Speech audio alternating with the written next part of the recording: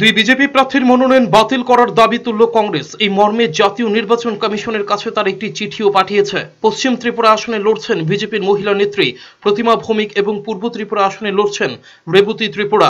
ইতিমধ্যে নির্বাচন কমিশন এই দুই বিজেপি প্রার্থীকে কারণ দর্শানোর চিঠি দিয়েছে। তারা তাদের নির্বাচনী ব্যয় কমিশন নির্দেশিত ব্যয়ের চাইতে বেশি করেছেন বলে অভিযোগ। একজন লোকসভা প্রার্থী তার প্রচারের জন্য নির্বাচনী ব্যয় সর্বোচ্চ ৭০ লাখ টাকা পর্যন্ত করতে পারেন। প্রতিমা ভৌমিক এবং রেবতী ত্রিপুরা দুজনেই এর চেয়ে বেশি নির্বাচনের প্রচারে খরচ করেছেন বলে অভিযোগ। ইতিমধ্যে এর জন্য তাদের নিজ নিজ লোকসভা আসনের রিটার্নিং অফিসাররা তাদের কারণ দর্শানোর চিঠি দিয়েছেন। কিন্তু এই ইস্যুকে কাজে লাগিয়ে মাঠে নেমে পড়েছে কংগ্রেস। এই অজুহাতে তারা বিজেপির দুই প্রার্থীর মনোনয়ন বাতিল করার দাবি তুলেছে। রাজ্য কংগ্রেস ইতিমধ্যে নির্বাচন কমিশনে এই নিয়ে একটি চিঠি পাঠিয়েছে বলে জানা গেছে। ব্যুরো রিপোর্ট, চ্যানেল ৩ রাত।